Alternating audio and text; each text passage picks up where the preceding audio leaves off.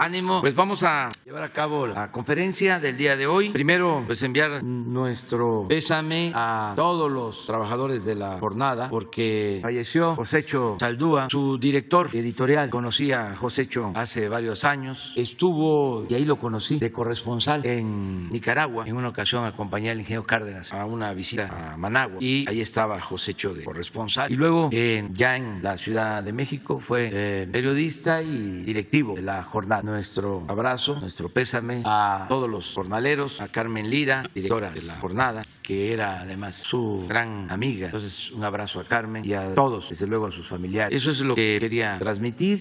Hoy vamos a la conmemoración de los 256 años del nacimiento de José María Morelos y Pavón. Y lo vamos a hacer en el estado de Morelos. Cuando gobernaba el presidente Juárez, se crearon dos estados, dos entidades federativas, el estado de Hidalgo y el estado de Morelos, de lo que era el territorio del estado de México. Si no me falla la memoria, fue en 1869 se creó el estado de Hidalgo y el estado de Morelos. Y lo hace el presidente Juárez porque todo tiene un antecedente histórico. El comportamiento de los dirigentes siempre tiene como sustento, como base, lo que han hecho otros dirigentes en otros tiempos. Y Juárez era simpatizante, era admirador de Hidalgo y de Morelos. Juárez usaba mucho la frase de Hidalgo, según la cual los pueblos que quieren ser libres lo serán. Quien quiera ser libre lo será. Esa era una frase de Hidalgo, usaba mucho el presidente Juárez. Entonces vamos hoy a estar en Jojutla, en Morelos, para conmemorar el nacimiento del siervo de la nación, José María Morelos. Y luego tenemos otras actividades. Mañana ya quedamos, es la conferencia en Cuernavaca desde muy temprano y vamos a iniciar toda una gira que concluye hasta el martes en Veracruz. Vamos a visitar Morelos, Puebla, Tlaxcala, Hidalgo y Veracruz. Esa es la gira del largo fin de semana. Quedamos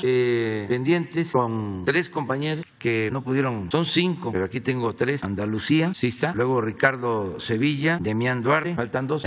Bueno, vamos con Andalucía. Buenos días, señor presidente. Me llamo Andalucía Solof y trabajo con la plataforma de podcast estadounidense Audible. Ayer usted habló sobre guerrilleros y como muchas veces cuentan con el apoyo del pueblo. La semana pasada, un ex guerrillero chileno, Raúl Escobar Poblete, que era parte del Frente Patriótico Manuel Rodríguez, fue extraditado a Chile. Su defensa denunció que ellos ni fueron avisados antes que él fue llevado al aeropuerto en México y su familia se enteró en Chile por las noticias. Y me gustaría saber por qué el gobierno mexicano firmó la orden de extradición a Chile de Raúl Escobar Poblete, mientras que él tiene un juicio de garantía en curso aquí en México y que su caso también ha estado plagiado de irregularidades ya documentados, incluyendo tortura a manos de la policía en Guanajuato y acusaciones del fiscal general de Guanajuato, Carlos Amarripa, a los medios, donde él lo muestra como el secuestrador de Diego Fernández de Ceballos, entre otras figuras públicas, aunque que nunca él fue juzgado legalmente por estos crímenes. Y también me gustaría entender, porque si México tiene una larga tradición de cobijar a personas que lucharon contra las dictaduras en Sudamérica, ¿por qué no le han otorgado a Raúl Escobar Poblete ese mismo trato, aunque sus compañeros recibieron asilo en Francia y Francia sí negó la extradición a Chile? Muchas gracias. Pues no tenía conocimiento sobre el caso. Vamos a investigarlo y vamos a dar una explicación en unos días más. Voy a pedirle al secretario de Relaciones Exteriores, Marcelo Ebrard, que nos informe sobre este caso. ¿Sí te parece? Sí, muchas gracias. Sí, quise venir cuando él vino, pero fue difícil coordinar por las fechas en estas semanas con los viajes.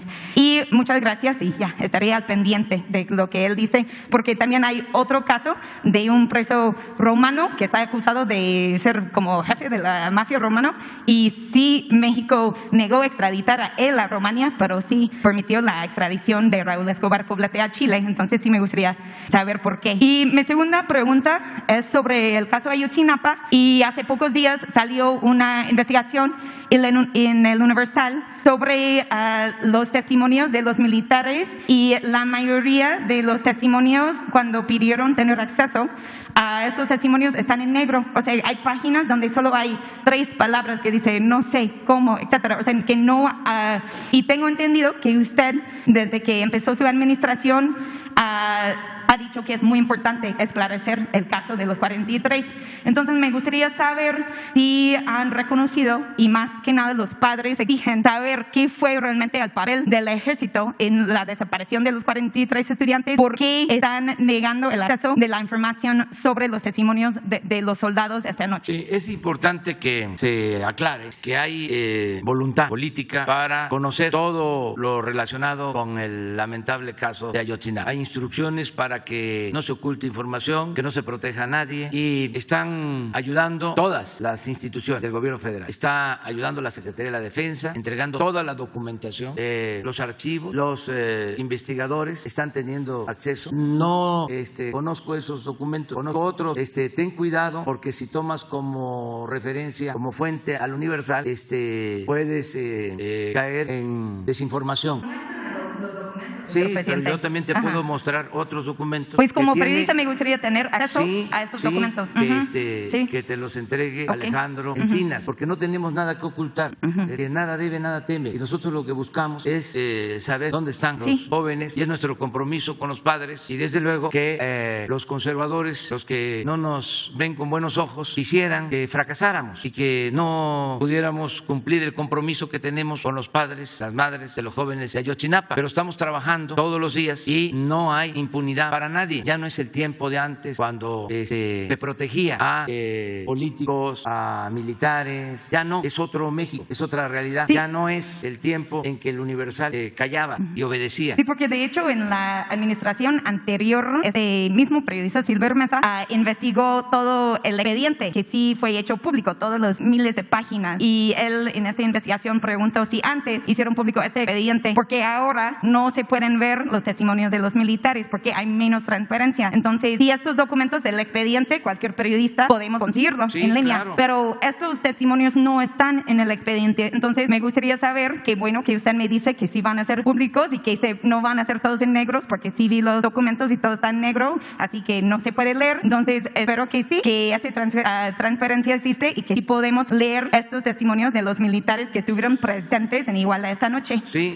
toda la información. Y lo han solicitado los de la comisión que está haciendo la investigación, la comisión de especialistas internacionales, y se les ha entregado toda la información, y están revisando archivos y documentos, y se están encontrando testimonios muy importantes para la investigación. Eso antes no se permitía. Por eso te puedo decir con seguridad de que se tienen todos los documentos y se ha ido avanzando, y vamos a seguir avanzando. Ok, gracias, porque sí tengo entendido que sí han publicado y han avanzado, y yo he asistido a varias conferencias de prensa y he seguido mucho el caso, pero tengo entendido que en específico los testimonios de los militares son los que aún están ocultos. Pues no, en específico te digo que no, bueno, que está bien. La Secretaría de la Defensa está entregando toda la información. Ok, muchas gracias, pues daré seguimiento buscando estos documentos y que sean así legibles, porque ahora no son. Muchas gracias. Sí, cómo no. Vamos con Ricardo Sevilla.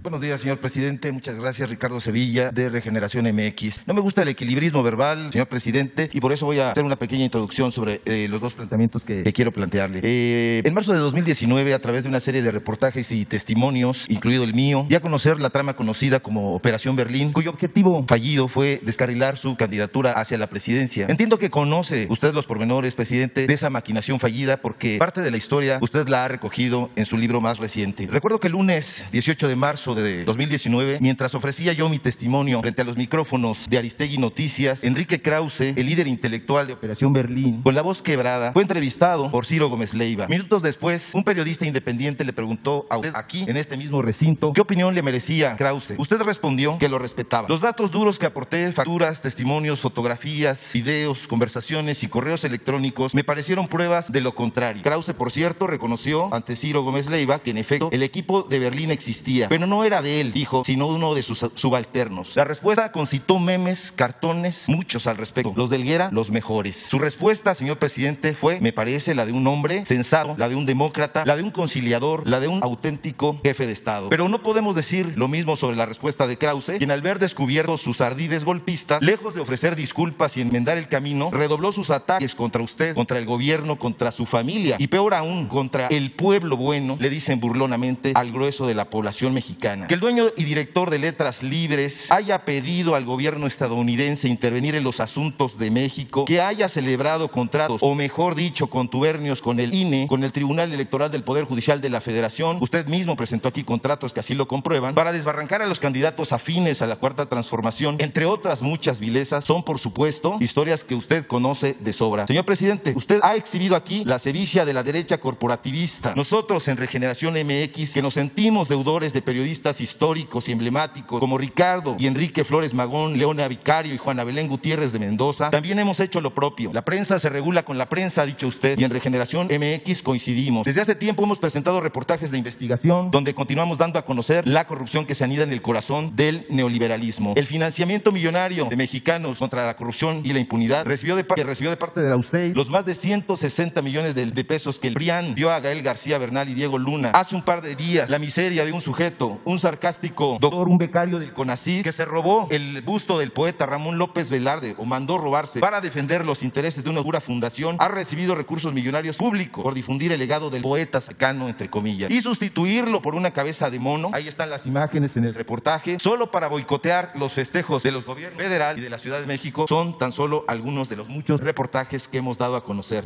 Mi primera pregunta, sin ir más lejos: ¿por qué personajes como Amparo Casar, Ricardo Rafael, Leonardo Curcio, Sergio Aguayo, así como tantos otros enemigos y calumniadores de este gobierno, reacios a la transformación y varios de ellos aliados estratégicos de Claudio X González, siguen enquistados, por ejemplo, en el Canal 11? Hay tan solo, por hablar de un caso, un programa que lleva 22 años al aire en primer plano. ¿Por qué, por otra parte, hay programas en el Canal 22 que llevan 18 años al aire? ¿Por qué el pueblo de México sigue viendo los mismos rostros, escuchando las mismas voces, los mismos análisis sobados y recalcitrantes, y en todo caso tendenciosos, excluyentes, neoliberales y adversos a la transformación en beneficio del pueblo? ¿Por qué, señor presidente? Y estos señores, estas señoras ya tienen el apoyo de los fideicomisos. ¿Por qué, si tienen ya el sueldo hasta las nubes, por cierto, de los medios de comunicación, estos que usted ha exhibido, continúan en los espacios que podrían estar siendo ocupados por esa nueva generación de autores, de escritoras, de escritores que usted mismo ha reconocido aquí, Beatriz Aldaco y otras voces? ¿Y por qué no se le da oportunidad a esas nuevas generaciones? ¿No es el momento ideal de renovar y de refrescar los espacios de información y periodismo, señor presidente? Es mi pregunta. Mire, estamos viviendo tiempos interesantes. Yo podría decir que momentos estelares en la historia de nuestro país. En cuanto a que existe un buen debate político, está al descubierto el que existen cuando menos dos grandes corrientes de pensamiento en México, como ha sido históricamente: el pensamiento liberal y el pensamiento conservador, que son las principales corrientes del pensamiento. Hemos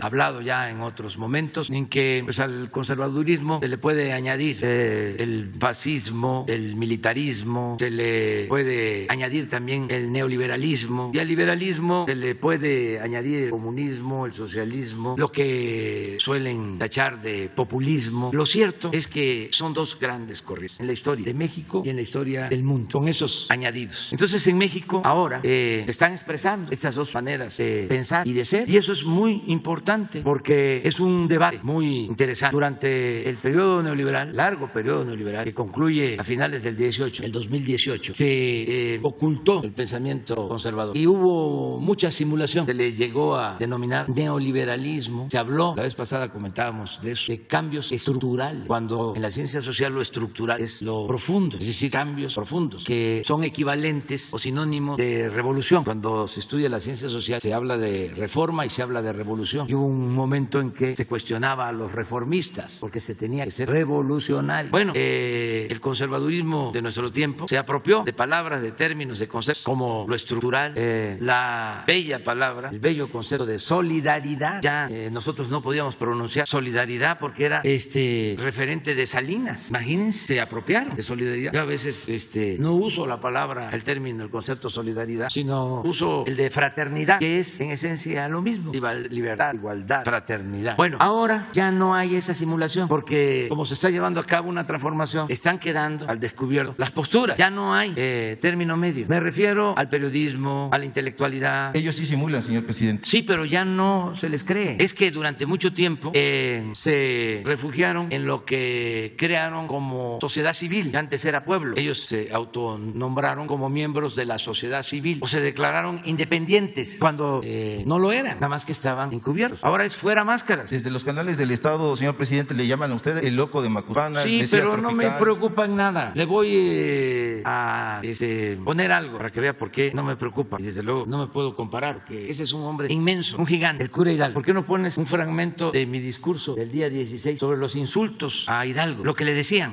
Pero no solo a Hidalgo, a Morelos, a Juárez, al apóstol de la democracia, a Francisco I. Madero. Ya no hablemos de Villa, de Zapara, lo que le decían al general Cárdenas. Eso no es trascendente. Siempre la oligarquía, los que viven colmados de atenciones, de privilegios, cuando se dan los los cambios se sienten afectados, se molestan, insultan, agravian. Eso es así. Entonces, por eso es muy importante lo que estamos viviendo, porque imagínense si hubiese continuado la simulación, ¿a qué nos lleva? A nada bueno. Yo siempre recuerdo lo que decía el doctor Salvador Nava cuando estaba de candidato a gobernador en San Luis Potosí, enfrentando a los que no querían los cambios. Y habían dos periódicos en San Luis en ese entonces. Uno abiertamente a favor del régimen, abiertamente. Y otro, porque eso se puso de moda en el periodo neoliberal, pseudo independiente o plural. Decía el doctor, el que más nos daña es el pseudo plural, el pseudo independiente. Un poco el periodismo del Universal, que tiene toda una línea oficialista en aquellos tiempos, ahora opositora, pero no dejan de tener 1, 2, 3 escritores consecuentes. Siempre, desde luego, está uno de los mejores caricaturistas de nuestro tiempo, Helio Flores, porque tampoco pueden descararse por completo, ¿no? Esa simulación ya no funciona. Miren lo que le decía, esto lo recoge Paco Ignacio y él mismo en su libro dice que cuando terminó de escribir, otro investigador había hecho lo mismo y había encontrado más insultos, o sea que se quedó corto. Pero miren cómo le decía: endurecida alma, escolástico sombrío, monstruo, taimado, corazón fementido, rencoroso, padre de gentes feroces, cura sila, entrañas sin entrañas, villano, hipócrita, refinado, tirano de tu tierra, señor sentibrizador, pachá máximo, locura, imprudentísimo, bachiller, cago, malo, malísimo, perversísimo, ignorantísimo, bachiller, costilla, excelentísimo, pícaro, homicida, execrable, majadero, badulaque, borriquísimo, primogénito de Satanás, malditísimo ladrón, liberticida, insecto venenoso, energúmeno, archiloco americano. Y todavía le faltó más. Pero lo peor que se olvida, lo fusilan al padre de nuestra patria en Chihuahua y le cortan la cabeza y le exhiben en la plaza principal de Guanajuato 10 años le exhiben la cabeza de Hidalgo. ¿Qué más insulto? ¿Qué más manifestación de odio, de rencor, de mala fe? Pero esto siempre ha sucedido. Cuando hay una transformación, a Francisco I. Madero lo mismo, decían loco. Bueno, el abuelo de Francisco I. Madero, ¿cómo se llamaba? Evaristo Madero, que era porfirista, creo que llegó a ser gobernador de Coahuila. Le escribe a Porfirio Díaz y le dice: estamos muy apenados con usted porque mi nieto está mal, muy mal, está loco. Con decirle, le escribe, que es hasta espiritista, como que eso era una gran ofensa, era un crimen, cuando las ideas espíritas en ese entonces eran ideas de avanzada. Entonces ahora estamos en un proceso de transformación. Hay quienes no están de acuerdo, que tienen un pensamiento conservador, que están en contra de nosotros. Afortunadamente no son la mayoría del pueblo. Esto ha quedado demostrado pues en la elección del 18 y acaba de haber otra elección y el bloque conservador no tuvo mayoría. Eso no quiere decir que no exista y que no tengan poder, sobre todo poder económico. Y antes tenían las dos cosas, poder económico y poder político. Aquí mandaban. Por eso hay esta inconformidad. Pero también hay que agradecer y hay que felicitarnos todos, porque estamos resolviendo nuestras diferencias de manera pacífica. Es que las 3 transformaciones anteriores se hicieron mediante las armas, con violencia. Y ahora estamos llevando a cabo la 4ª transformación de la vida pública de México sin violencia. Y es un cambio profundo, igual que el de la independencia, igual que el de la reforma, igual que el de la revolución. Porque estamos arrancando de raíz el régimen de corrupción y realmente no ha pasado nada grave. Y claro, pues que hay manifestaciones en contra y eso es natural porque también queremos el cambio por la vía democrática. No podemos quitarle el micrófono o los espacios en radio, en televisión a quienes no están a favor de la transformación. Eso sería autoritarismo. No lo hemos hecho y no lo vamos a hacer. Al contrario, nos interesa que haya debate porque, como decía Juárez, sostenemos que el triunfo de la reacción es moralmente imposible. ¿Cómo van a triunfar quienes se dedican a robar? Se le puede engañar al pueblo un tiempo, una vez, 2 veces, pero no se le puede engañar toda la vida. La gente ya despertó. Algo que ha crecido mucho es la toma de conciencia. Hay mucha politización en el pueblo y les extraña mucho a los conservadores porque para ellos el pueblo no existe. Estaban formados así. Lo que existía era lo que llamaban en los últimos tiempos el círculo rojo, la llamada sociedad política, y el pueblo no era tomado en cuenta. No existía. Y ahora el pueblo es el protagonista principal de esta historia. Y es al pueblo al que se les está entregando el dinero que se ha rescatado de todo el saqueo que se llevaba a cabo durante el periodo neoliberal. Entonces, por eso es todo un cambio. Ayer fuimos a inaugurar 3 sucursales del Banco del Bienestar, una en Gustavo Amadero, otra en Tláhuac y otra en Iztapalapa. La gente contenta porque son 2,700 sucursales del Banco del Bienestar, el banco más grande en sucursales en el país y posiblemente el que va a manejar más dinero porque se van a dispersar por esas 2,700 sucursales el año próximo 550,000 millones de pesos de entrada, porque por ahí podemos dispersar la nómina, el pago a maestros, a todos los servidores públicos, público es como 1 billón de pesos y por ahí podríamos también recibir remesas. Todo esto quitando comisiones en beneficio de la gente. Es el Banco del Pueblo, que es un instrumento. Lo importante son los programas de bienestar. El que los vecinos de donde están los bancos, los adultos mayores, van a caminar 1 cuadra, 2, porque en su colonia van a ir al cajero a sacar lo que por derecho y justicia les corresponde. Es una transformación y así muchas cosas. Y todo esto lo estamos llevando a cabo. Y yo le agradezco a los opositores que nos quedemos en el plano del debate. Pero ya no debaten, señor presidente, lo llaman pendejo. Eso no es un debate. Pero no es problema. Ya te expliqué cuánto le decían cómo insultaban a Hidalgo. Yo tengo tranquila mi conciencia. Ese es el tribunal que más me importa, el de mi conciencia. Entonces, el que insulta se degrada, pierde autoridad. Es indignante eso. Entonces, vamos adelante. Además, tenemos posibilidad de argumentar y eso es lo más importante. Gracias, señor presidente. Sí, gracias a ti, Ricardo. Demián. Sí, buenos días, señor presidente. Demián Duarte, del canal Sonora Power. Señor presidente, bueno, primero que nada, usted sabe, vengo de Sonora, de Hermosillo en particular. Agradecerle y reconocerle en mucho su presencia el pasado martes en Bicam. Se escribe una nueva página a favor de los pueblos originarios de mi estado y de todo el país, y es de reconocerse, la verdad, que en el primer día de los próximos 200 años, bueno, pues se haya dado ese paso tan importante de escribir una nueva página en la historia de nuestro país. Así que muchísimas gracias a nombre de muchos sonorenses que se identifican con este gesto. Señor presidente, tengo 2 preguntas y un tema, una denuncia en donde se requiere su intervención de manera directa. Mire, la primera pregunta, usted sabe que el tema del gas LP en particular lo he traído reiteradamente a sus oídos. Y bueno, usted definió una política de precios tope y la creación de lo que es el gas bienestar. Sin embargo, bueno, a 2 meses de que se anunciara la política de precios tope, bueno, hemos percibido un incremento de nueva cuenta en los precios del gas, es decir, volvimos a los niveles de 25 pesos por kilo, y hemos visto pues en este periodo de los últimos 15 días un aumento del 9% en términos de lo que son los precios. Se sabe que hay una presión fuerte de los mercados internacionales, hay mucha demanda, el gas al final de cuentas es un commodity. Sin embargo, preocupa mucho el efecto que esto pueda traer sobre la inflación en nuestro país de nueva cuenta. Los precios de la tortilla, por ejemplo, ya son una de las víctimas propiciatorias de este nuevo aumento en el precio del gas. La pregunta sobre el particular, señor presidente, es si tiene usted previsto o si se ha analizado la posibilidad de establecer alguna otra política que permita contener los precios del gas. En algún momento se habló aquí y usted dijo que lo iba a revisar, la posibilidad de establecer un subsidio o alguna política que permita contener este incremento, porque al final de cuentas lo que marca lamentablemente pues la tendencia en los mercados internacionales no es nada más que nos detengamos en este 9%, sino que tengamos incrementos mayores ahora que viene la temporada de frío. Estamos en pleno otoño, se espera una temporada de mucho frío y esto pues hace que los precios del gas vayan en alza, señor presidente. Sí, vamos nosotros a estar pendientes y consideramos que vamos a poder mantener controlados los precios del gas. ¿Por qué no pones la lámina de ayer sobre el precio del gas? Ha funcionado lo del precio máximo y está ayudando también lo de el gas bienestar. Este es el comportamiento que traíamos. Aquí se toma la decisión del precio máximo y baja y no hemos aumentado a la situación anterior a que tomamos la decisión que estaba aquí. ¿Fue qué? 28 de julio. Está funcionando. Esto es cilindro, el precio promedio 24.19. Sí, 24.19. Y este es por litro y es lo mismo. Sí, el estacionario, el gas estacionario, sí. Y lo mismo. Vamos a seguir con la medida de control de precio máximo y vamos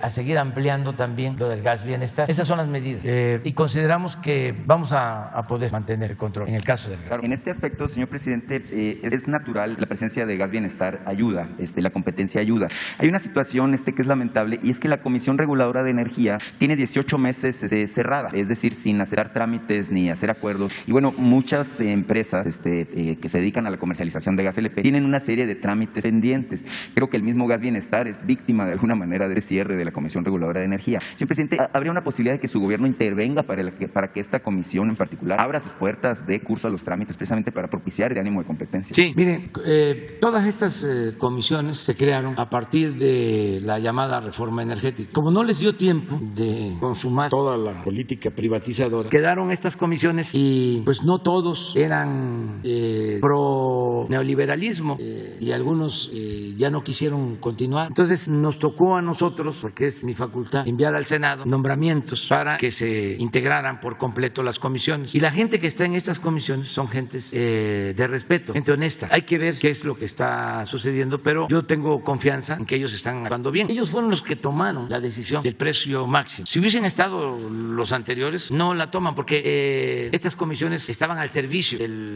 los distribuidores y en algunos casos monopolios que lo controlaban todo. Y eran los que mandaban. Esto sucedía en todo el gobierno, en las empresas eléctricas, en Pemex, en la minería, en las autopistas, en los ferrocarriles, en todo. Tenían las grandes corporaciones a sus empleados en los puestos del gobierno. Los funcionarios eran seguidores o subordinados de las empresas. Eso ya no existe. Tenían tomada hasta la Secretaría del Trabajo las grandes corporaciones. Entonces hay que ver qué es lo que está sucediendo en cuanto a los trámites para arreglar. Seguramente ya nos están escuchando los de la comisión y ellos tendrán una explicación sobre eso. En mi segunda pregunta, señor presidente, bueno, usted sabe, yo soy de Hermosillo, usted ha dicho, anunciado de hecho, y se ha recibido con mucho interés la noticia de que se va a establecer un plan para reparar las calles de las ciudades. El tema de los baches, el mal estado de las calles es la preocupación número uno de los ciudadanos, de acuerdo con esta encuesta que ya conocemos del INEGI. Hermosillo es la capital del bache, es la ciudad que tiene más dañadas sus calles y además, digamos, parecemos bipolares en Hermosillo porque cuando no llueve nos quejamos y cuando llueve mucho también. Ahora llovió mucho y las calles están destrozadas, están en un estado deplorable. Ahora platiqué con el alcalde nuevo, Antonio Astiazarán, y también con el gobernador nuevo, Alfonso Durazo. Ellos dos están de acuerdo en invertir recursos públicos, recursos propios, tanto del municipio de Hermosillo como del estado de Sonora, en la reparación de las calles. Hay un diagnóstico que habla de que Hermosillo necesita de 6,000 millones de pesos aproximadamente para lograr reparar las calles. Y el presupuesto del municipio es de 4,500 millones de pesos al año, es decir, es una situación muy crítica. La pregunta sobre el particular, señor presidente, ¿qué está dispuesto su gobierno a hacer para apoyar a Alfonso Durazo y Antonio Astiazarán para lograr reparar las calles de Hermosillo, que es un anhelo de décadas de veras de los hermosillenses? Sí, vamos a buscar la forma, nada más que va a depender de la disponibilidad de recursos. Y en todo caso va a ser una inversión tripartita. Tiene que aportar el gobierno municipal, desde luego, el gobierno del estado y el gobierno federal. Y tenemos que establecer un buen mecanismo de evaluación, porque no queremos transferir recursos que no se ocupen en este caso en la reparación de las calles, porque tiene que ir etiquetado y tenemos que ver los precios, porque tú me dices 6,000 millones, yo digo es muchísimo. Depende, claro, si se le va a entregar a las empresas constructoras que cobran 3, 4 veces más, pues entonces sí son 6,000, pero si se hace bien y ahorrando y sin corrupción, nos puede salir en 1,000. Hay muchos ejemplos sobre esto. Entonces el cambio es ya no seguir con el mismo mecanismo de licitamos y a veces hasta se simula para dar el contrato a una empresa que ayudó en la campaña y se le da el contrato y esa empresa no va a cobrar 20 millones por kilómetro de concreto, sino va a cobrar 100. Entonces con 10 kilómetros son 1,000 millones. En cambio podría salir en 100 o en 200. Eso es lo que tenemos que ver. El mejor ejemplo es el caso de lo que transferimos de fondo a las autoridades de usos y costumbres de Oaxaca para hacer los caminos. Ahí se les envía el dinero, hasta les sobra y lo devuelven porque hay honestidad, pero no lo podemos hacer desgraciadamente con todos los gobiernos municipales. Inclusive una de las cosas que tienen que ver los nuevos gobernadores, y es una recomendación, es que el dinero que se les transfiere, que por derecho les corresponde, el dinero que va a los municipios tiene que utilizarse para obras en beneficio de la gente, porque muchas veces se utiliza para gastos administrativos, para compra de vehículos de lujo, para tener asesores, para tener gastos innecesarios para ejercer el presupuesto sin beneficiar a la gente. Entonces todos tenemos que hacer un esfuerzo. Entonces, sí, el programa, pero no es mándennos más dinero. De acuerdo a la ley de coordinación fiscal, de lo que se recauda, un porcentaje va a los estados y a los municipios. Está reglamentado y nosotros no les dejamos de entregar esos fondos, nunca. Y lo que hacemos es ayudar con recursos adicionales, pero no se justifica, no es justo de que el gobierno federal esté ahorrando y que los gobiernos estatales, municipales estén en jauja. Me refiero gastando en cosas superfluas, en lo que no es importante, indispensable. O los sueldos, no solo de presidentes municipales, regidores y viáticos y otros gastos. Todos tenemos que hacer un esfuerzo. No puede haber gobierno rico con pueblo pobre. Afortunadamente, en el caso de Sonora, pues ya se decidió cancelar una serie de bonos y unas situaciones por iniciativa del gobernador Durazo. Este tema de las calles de Hermosillo y la infraestructura ya está en el escritorio del secretario de Desarrollo Territorial y Urbano, Román Meyer. Y bueno, pues naturalmente que él está haciendo una evaluación también de los alcances y los costos. Es simplemente, estamos en Hermosillo de veras muy afectados. Dicen que son las calles de la suerte, pues uno tiene suerte si no cae en un bache, ¿no? De manera cotidiana. Son baches muy profundos, la verdad, parecen barrancas. Señor presidente, solo para dejarle ya a otros compañeros, hay una situación con uno de los diputados federales de Sonora, en este caso el diputado del Distrito 1, Manuel Valdenebro, quien logró reelegirse, de hecho es diputado de su partido. Él es además dirigente sindical, el Sindicato de Trabajadores del IMSS. Nada más que él, después de que se sumó a su movimiento, ha sido víctima de una serie de venganzas y situaciones al interior del sindicato. Le cancelaron su toma de nota con una serie de ilegalidades y también le cancelaron su licencia sindical en el IMSS. Él ha dado durante estos 3 años, pues todas las vueltas, se ha tocado todas las vueltas que haya que tocar y no ha logrado conseguirlo. Y por eso es que yo le traigo este documento, que si me permite se lo entrego a Leticia Ramírez, sí, donde hay un resumen de las situaciones, porque lo que está buscando es reintegrarse a la dirigencia y que se le reintegre, válgame, pues su licencia que tiene en el IMSS, porque pues él representa 17,000 trabajadores en San Luis Río Colorado y en toda Baja California Norte, que están en estos momentos pues sin representación, ¿no? Entonces es por eso que se pide su intervención, señor. Sí, para Luisa María, alcalde. De acuerdo. Vamos, ya terminamos, pero quedó pendiente el compañero. Y quedó otro, eran 5. Es que me dijiste que ya habían declinado. Sí. Buenos días, presidente. Ernesto Ledesma, de Rompeviento TV.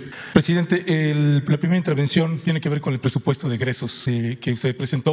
Hicimos algunas cuentas y un recuento del presupuesto que usted ha asignado en lo que toca, por ejemplo, a programas prioritarios. En el 2019, usted fue un presupuesto para programas prioritarios de 239,000 millones de pesos. En el 2020, de 298,000 millones de pesos. Estoy redondeando. En el 2021, de 384,000 millones de pesos. Para este año 2022, son 450,000 millones de pesos y su gobierno, como ningún otro, pues ha asignado para programas prioritarios como en el sexenio, en el último año de Enrique Peña Nieto fueron 100,000, pero en el conteo que hacíamos pues nada más le llegó a la gente el 30% de eso. Entonces ese es un distintivo de su gobierno y creo que varios mexicanos podemos reconocer esa parte. Hay otros presupuestos como el del fracking, que en el año pasado tenía un presupuesto de 2,399,000 y ahora tiene asignado 17,221 millones de pesos, tiene un incremento de 485%. Y en lo que toca a la Guardia Nacional, pues hay un incremento de 35,000 a 88,000 millones de pesos. Y yo me quiero detener en el presupuesto asignado a la Subsecretaría de Derechos Humanos y a la Comisión Nacional de Búsqueda, que ahí los incrementos pues son del 5.8% para la Subsecretaría de Derechos Humanos y para la Comisión Nacional de Búsqueda de 3.8, es decir, subió de 720 millones a 747. La tasa inflacionaria que ustedes están presentando es para este 2022 es de 4.1. Eso daría que el presupuesto asignado para la Comisión Nacional de Búsqueda pues tiene un decrecimiento revisando el personal que tiene, por ejemplo, la Comisión Nacional de Derechos Humanos, que tiene un personal de 2,000 personas. La Fiscalía de Derechos Humanos tiene un personal de 800 personas. Entrevistando a Carla Quintana, la titular de la Comisión Nacional de Búsqueda, la comisión tiene 89 personas.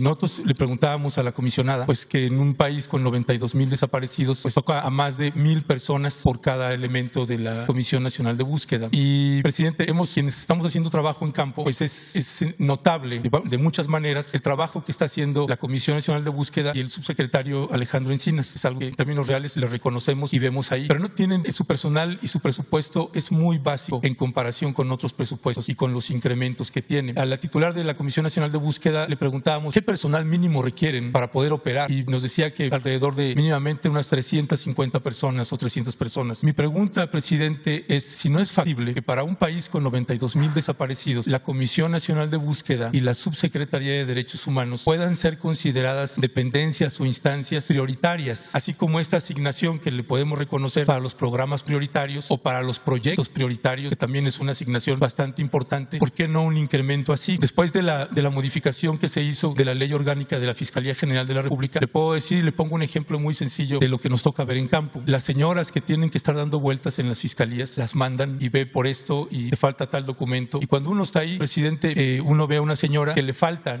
no tiene 100 pesos y tiene que trasladarse a un lugar, son 16 cuadras, donde le piden a veces algún recurso. Y es muchísimas vueltas y gente de verdad que no tiene recursos para estar dando tantas vueltas. El papel de la Comisión Nacional de Búsqueda y de la Subsecretaría de Derechos Humanos tendrían que tener, desde nuestro punto de vista, un incremento mucho mayor e importante. No sé si eso sea factible, presidente. Sí, la verdad es que no hay techo financiero para todo lo que tiene que ver con los derechos humanos. Eso lo saben los servidores. Puede ser que en el presupuesto haya una cantidad, pero se autoriza todo lo que necesita. O sea, voy a poner un ejemplo. Se tomó la decisión de sacar a los mineros de pasta de concho. Esto es importante que se conozca. Me reuní con los familiares y les dije, vamos a comprar todo el terreno donde está la mina y podemos hacer un gran parque, un soler en honor a los mineros. Además, se les va a entregar entregar lo que les corresponde de indemnización, de reparación del daño, vamos a construirles vivienda y vamos también a llevar a cabo un programa de desarrollo en Puebla. Esa es una posibilidad. Y la otra posibilidad es que también se les reparen los daños, se les ayude con la vivienda y se apoye al pueblo y que se lleven a cabo labores para desenterrar, para encontrar, rescatar los cuerpos. Cualquiera de las dos tiene que ser por consenso. Es decir, reúnanse y ustedes deciden. Se reunieron y no hubo consenso. Creo que más de 30 a favor de que ya se dejaran los cuerpos ahí, con el argumento de que para qué los iban a sacar si los iban a ir a colocar sus restos en otra para un panteón, y que eran muchos los riesgos y que además se iba a necesitar una inversión. Estamos hablando de 2,000 millones de inversión para hacer los túneles y traer. Pero 10 o 15, no tengo los datos, dijeron no, nosotros queremos y tomamos esa decisión y estamos invirtiendo, haciendo los túneles para sacarlo. Nos va a llevar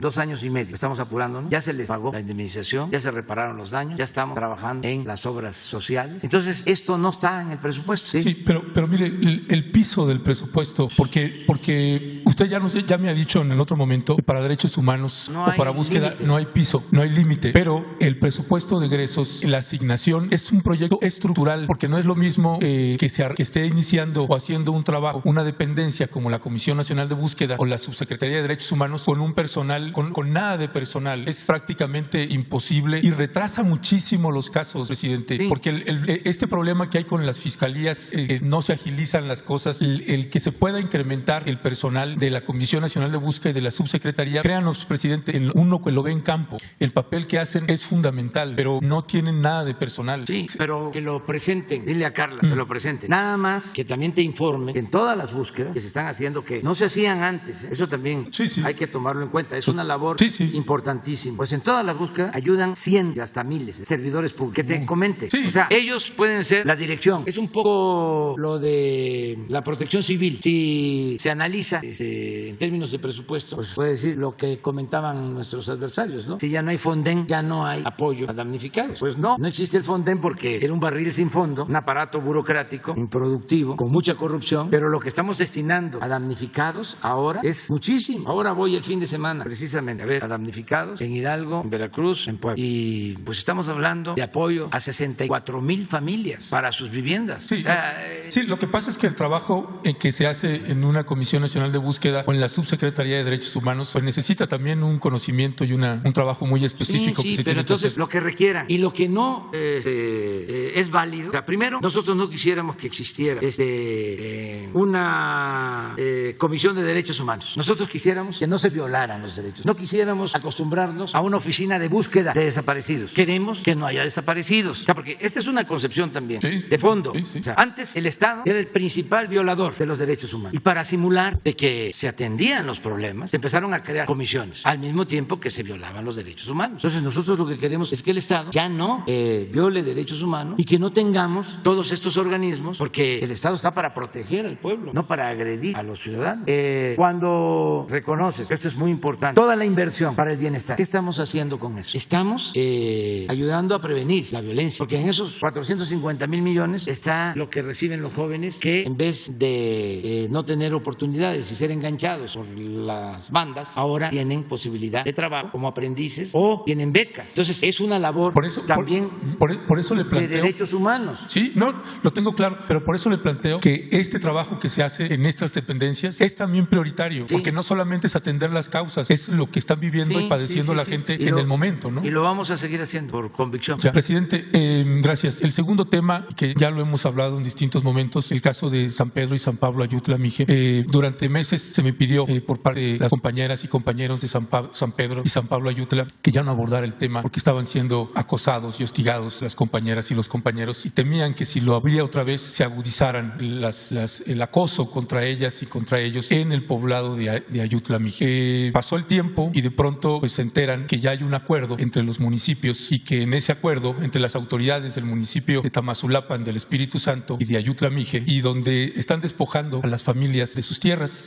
las compañeras y los compañeros despojados de ese acuerdo, pues todavía no tienen un documento y nadie les ha avisado e informado que están perdiendo sus tierras. Entonces, el problema, en lugar de resolverse de mejor manera, se complicó aún más. Hay dos mensajes, presidente, porque usted estuvo en Oaxaca y el gobernador Alejandro Murat anunció del acuerdo en donde él funge como testigo. Yo hablé con su vocero y coordinador Jesús Ramírez cuando usted estaba en Oaxaca para ver si era posible, porque los pobladores afectados y afectadas querían que se les diera una oportunidad a la palabra, porque ni las recibe el presidente municipal, ni el gobernador, ni al nivel federal, no hay nadie que les atienda. Entonces, le han mandado un mensaje, y me voy a permitir ponerlo para que usted escuche a ellas y a ellos.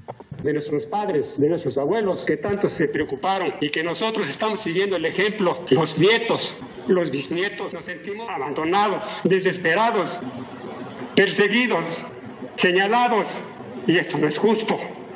Lo manifiesto, y si se me derraman las lágrimas por impotencia, es por eso.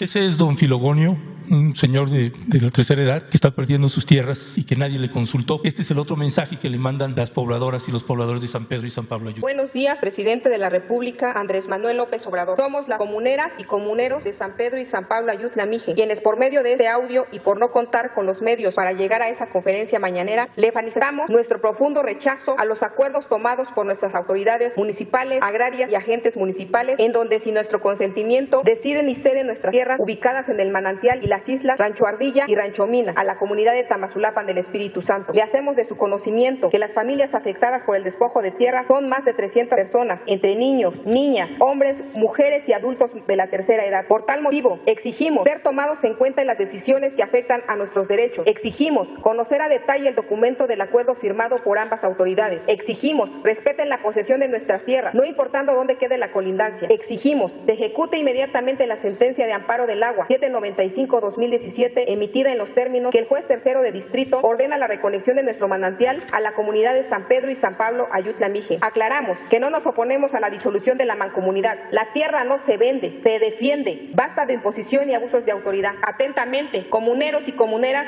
de El Manantial y las islas. Bueno, presidente, hace unos días el presidente municipal de San Pedro y San Pablo Ayutla denunció que habían quemado su camioneta y ahora este presidente municipal está acusando a todas estas personas que hemos entrevistado, incluyendo a Adelfo Regino, se les está acusando de terroristas. La situación se ha complicado en lugar de resolverse de una mejor manera, acatando pues la orden del Poder Judicial que ya le ordenó al gobernador y a las autoridades resolver ese problema. Esto se convierte en un asunto político cuando es un asunto de derechos humanos, presidente. Estas compañeras y compañeros que además están despojando, pues 4 de ellas fueron secuestradas, torturadas y una compañera violada. Además, entonces ni se les está resolviendo y esto se ha complicado aún más. La Procuraduría Agraria emitió ya un comunicado diciendo no se le puede despojar a la gente de sus tierras y de su propiedad. No sé, presidente, cuál es la salida que usted está encontrando o pensando, porque pues finalmente todo se desvía a algo que tendría que ser tan básico desde la vez primera que se lo planteé. Sí, la hay restitución que del ayudar agua.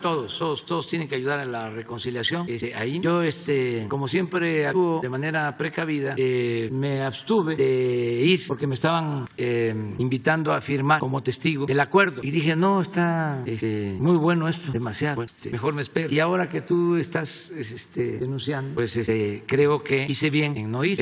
A mí me dijeron de que ya estaba resuelto. Hay que aclarar también porque todo demanda, y esa es nuestra diferencia, Sí. o sea, fraterna. O sea, todo debe de partir de la comunidad. O sea, no usar la inconformidad que pueda haber de miembros de la comunidad con la comunidad. Sí. ¿Sí? O sea, esas autoridades agrarias y esas autoridades municipales son electas de manera democrática por todo el pueblo. O sea, tienen legitimidad. Si hay autoridades democráticas con legitimidad suficiente, son las autoridades de Oaxaca, de los municipios de usos y costumbres. Ojalá fuera así en todos.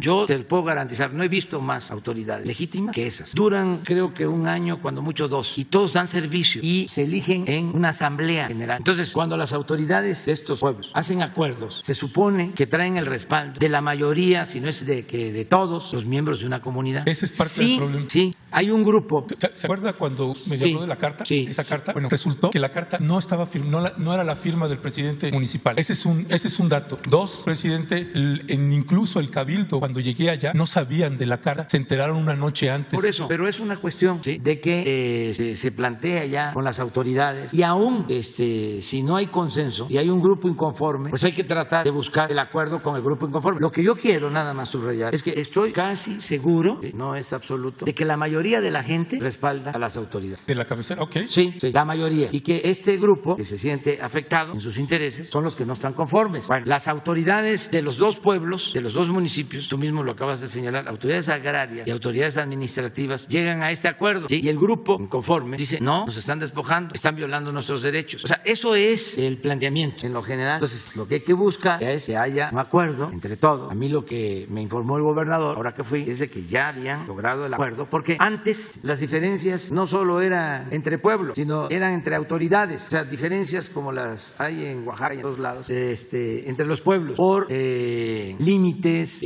por problemas agrarios, por problemas del agua, muchos asuntos pendientes en Oaxaca y en otras partes. Ahora entiendo que las autoridades se pusieron de acuerdo y puede ser que estén de acuerdo la mayoría de la gente, pero hay un grupo, esto es indudable por lo que estás diciendo, que no está de acuerdo, entonces no está resuelto el problema. ¿Qué es lo que hay que buscar? Bueno, seguir insistiendo hasta que haya un acuerdo. Cierro así, presidente. Siempre se le ha colocado como un grupito y no ha habido una asamblea de la cabecera municipal. Ah, bueno, eso podría ser una buena solución. La asamblea de la cabecera. Una asamblea general. De la cabecera municipal. Sí. Y mire, ya cerrando esto, finalmente el tema, esto es distrae. El punto central es que no tienen agua las compañeras y que ya hay una orden judicial que el gobernador tiene que acatar y es inapelable esa orden judicial. Y nada más cierro, presidente, haciéndole dos consultas. La una es cuándo se va a presentar lo del litio y lo de la ley minera. Si yo les pediría, si es factible, que se nos avise el día en que va a ser, porque nos interesa, tenemos algunas preguntas al respecto. Y dos, quisiera también saber un poco el criterio para la asignación de preguntas que usted hace a nosotros los periodistas, porque este es el 6º día que vengo, presidente, y ha habido un periodista, por ejemplo, que le ha dado la palabra en tres ocasiones en estos 6 días, o al de TV Azteca, que viene un día y se le da la palabra. Yo entiendo que no somos una televisora poderosa, pero sí, es machuchón y le da la palabra, pero estamos hablando de temas prioritarios y nos parece injusto esa parte. Por eso le pregunto cuál es el criterio para asignar, ¿no?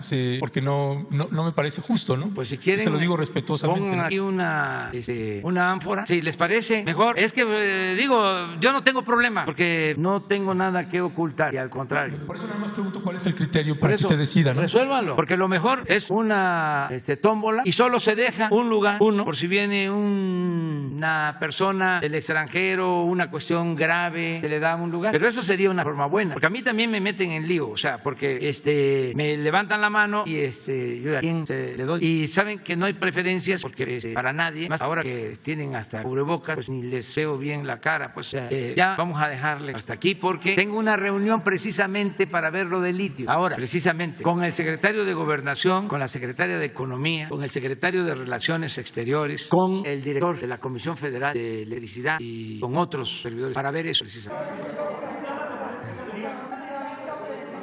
Ya nos vemos ya. Un abrazo cariñoso, nos vemos, papá.